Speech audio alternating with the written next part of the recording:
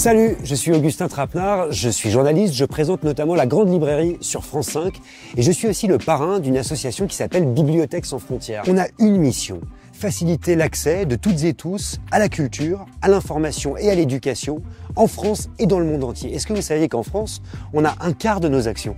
Aujourd'hui, je suis à Portel-des-Corbières près de Narbonne et je vous fais découvrir notre bibliothèque en kit. En fait, c'est une médiathèque et on y trouve des livres, des jeux de société, du matériel créatif, un cinéma, de quoi faire du jeu vidéo.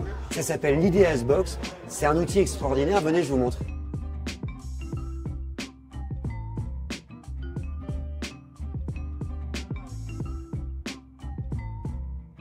Alors en 20 minutes, on a déployé cette bibliothèque avec plusieurs modules.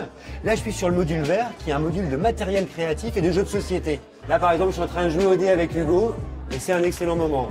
Alors, ce que j'aime beaucoup avec Bibliothèques sans frontières, c'est que le contenu est toujours adapté aux bénéficiaires.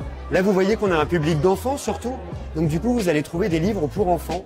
Vous verrez d'autres modules, et notamment celui-là, le jaune, où on trouve énormément de matériel numérique. Alors Aline, vous êtes chef de projet culturel à la médiathèque du Grand Narbonne. À quoi est-ce qu'elle vous sert cette médiathèque? On s'est dit on va pouvoir aller partout.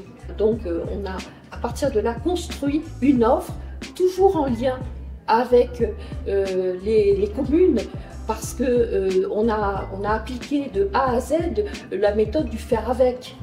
On n'est pas seul, on est ensemble. Que je comprenne bien, cette bibliothèque, je le disais, elle est mobile. Où est-ce que vous la déployez?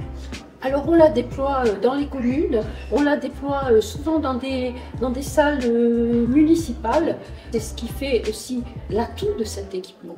Et les livres qu'on trouve à l'intérieur, vous nous disiez en fait, vous préparez aussi le contenu en fonction, des publics que vous allez viser. Des publics, par exemple aujourd'hui, les publics qu'on nous a signalés, et des thèmes et des centres d'intérêt. Pour aujourd'hui, on a choisi un thème, c'était l'environnement et la défense de la planète.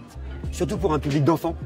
Oui, de 0,8 ans, on avait dit que c'était 0,8 ans, et puis surtout pour les motiver un petit peu. Je pense que c'est vraiment l'ADN de la Xbox d'apporter des moments qui sont des moments comme ça de jaillissement, de bonheur, de partage, d'espoir.